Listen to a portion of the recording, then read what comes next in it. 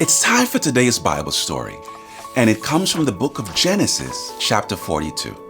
God had been with Joseph no matter where he ended up and what happened to him. He was traded for money by his brothers, but God was there. He ended up in jail in Egypt, and God was there. God was always watching out for Joseph, and Joseph went from jail to the Pharaoh's right-hand man. Because Joseph was right about what Pharaoh's, the king of Egypt's, dream meant, the land of Egypt was prepared for the time when there would be very little food. No other country around them was prepared, so everyone had to come to Egypt to buy food.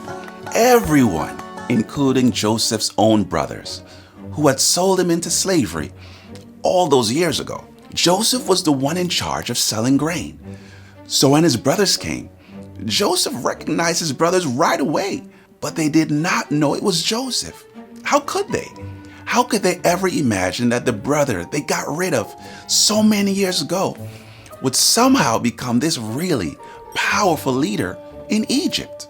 At first, Joseph was angry. He made his brothers work really hard for the food. He had them journey back and forth. I guess he wanted to know if his brothers had changed.